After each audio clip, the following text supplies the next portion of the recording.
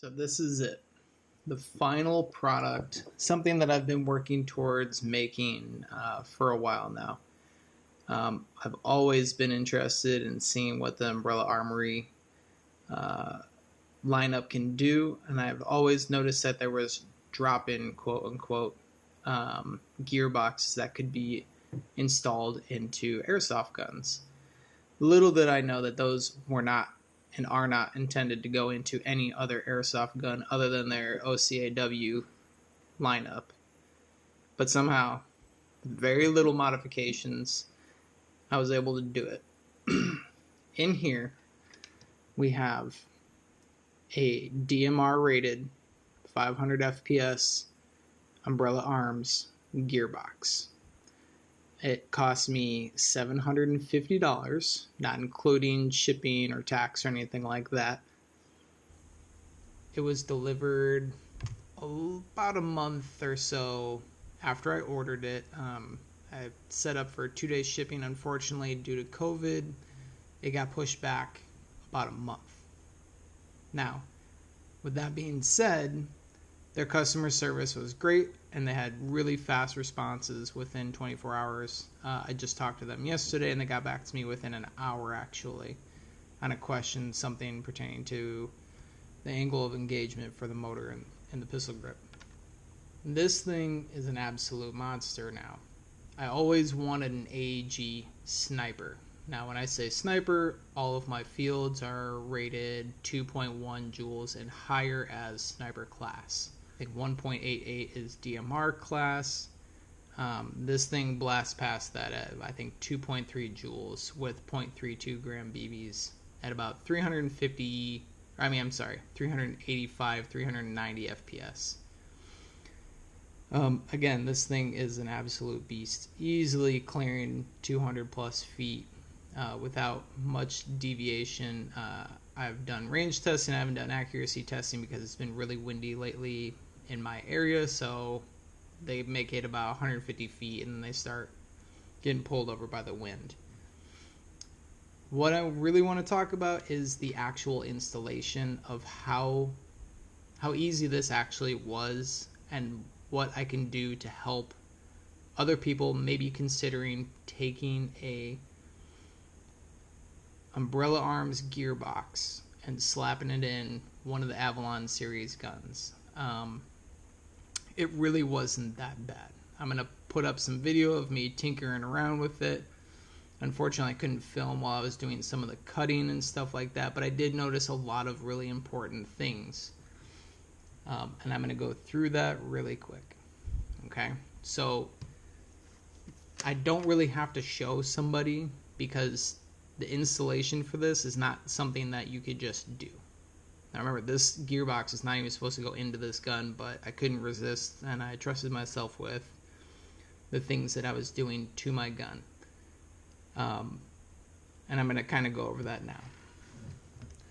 So first off, I did opt into the pistol grip because I do understand how important it is to have the correct angle of engagement into the gearbox. The entire time, I did not want to do anything to the gearbox that they sent me. If I was going to make any modifications or fabrications, it was going to be to the gun and things around the gun, not the gearbox. I wanted to be able to use my warranty and make sure that that was something I can always fall back onto. So I did opt into the recommended PTS grip. So this was recommended to me from the company, and it even says it on the website of what you should be using with this setup. I am not using the recommended motor, though it is a matching motor. It's an SHS high torque motor, 16 TPA, which matches the ASG 30K high performance motor, which is the same thing. It's running an M135 spring, which is something I was already running in the default Avalon gearbox, the version 2 gearbox. I already had an M135 in there. I was already running this motor, and I was at like 1.79 joules, about 330 FPS with 0.32 gram BBs, which was perfectly fine for pretty much any game day. The motor, the spring were pretty much super easy. The spring came with the gearbox. The motor is just a simple motor installation into the pistol grip. This you could do with your eyes closed pretty much. The hard parts were dremeling out part of my charging handle. On the top of the gearbox, I'll post some pictures here, is a lip or rib on the top of the gearbox that was making contact with the back of the charging handle. I needed to cut out a slot to slide that rib through, and that was probably the hardest thing I had to do. Now, I don't know how the Umbrella Arms guns are, or Umbrella Armory guns are, if they already have a different charging handle. This is a version 2 caliber, and this just had the standard charging handle. I think they're a lot different now, a little bit more advanced. So that was that. I had to cut this slot out because the gearbox was making contact and it was leaving about 3 millimeters worth of space into here. Now also, since it wasn't even supposed to go into this gun, I did lose a feature of the ambidextrous selector switch. I do not have that option anymore. I'm probably going to cover that with something simple, some type of glue that I can remove easily, and I'm not going to worry about it, and that's pretty much the end of it. The other thing that I didn't notice until after the fact was this old magazine release switch has a screw in it. The original Avalon one was like you depressed it and then you push it through, and then on the other side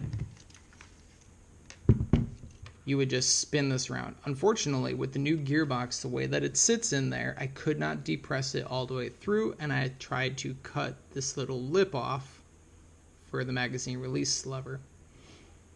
Unfortunately, that didn't help at all either. The magazine just sits differently in the gun altogether. So I had to cut the magazine release lever off completely and install a brand new one, which cost me another $25.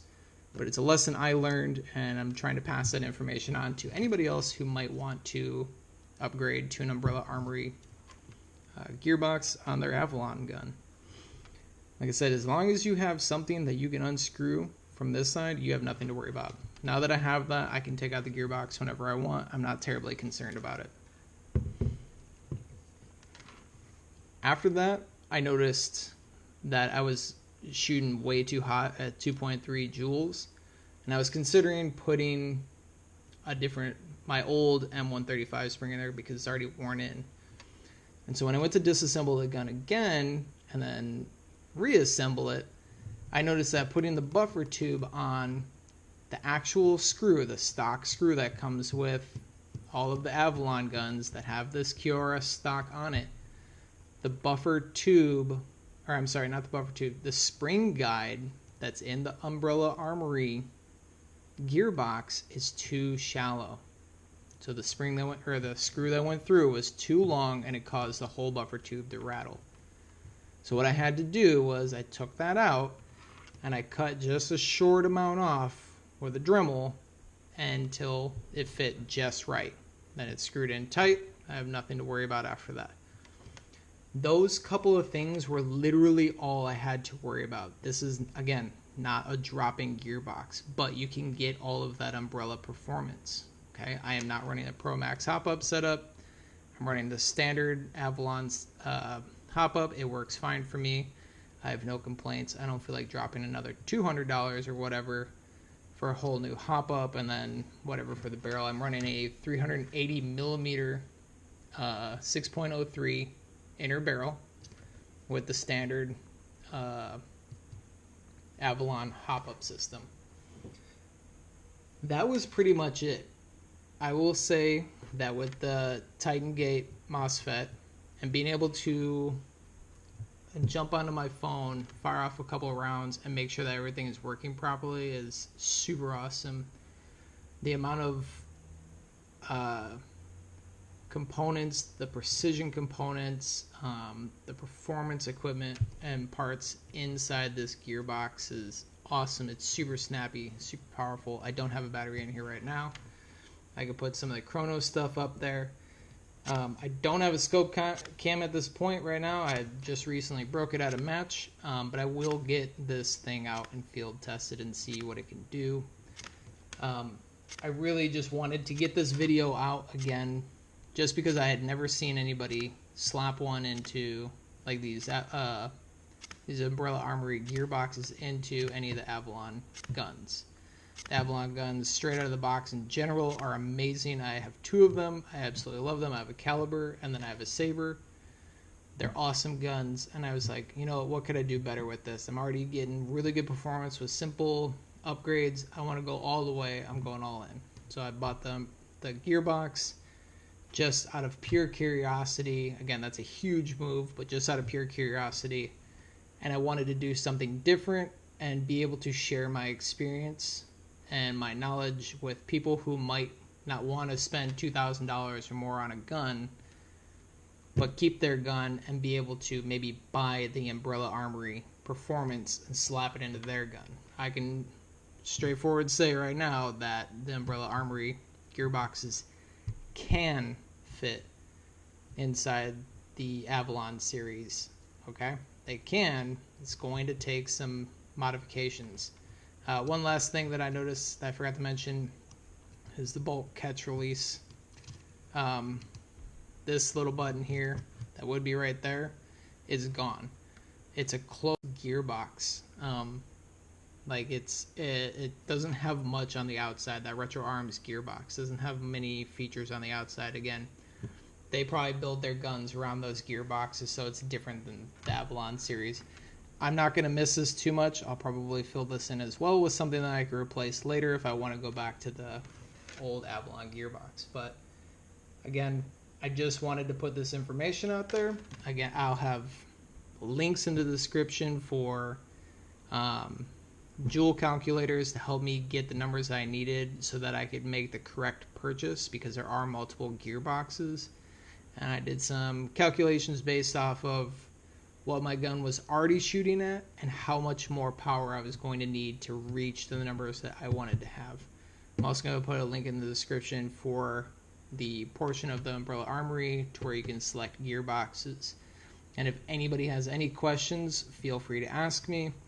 This really wasn't too difficult. It probably took me 3 hours as I took my time slowly going through everything, even the modifications. So 3 hours total. Now that I know what I'm doing, I could probably knock it out in under an hour. Even with the modifications, it really didn't take that long. As long as you order the parts ahead of time, you can slap them in your gun and be done with it. So with that being said, I hope everybody gets some good information out of this and really enjoys it. Give me a thumbs up, a like, a share, a sub, and if you have questions, please ask me and I'll try and get back to you. Thanks, guys.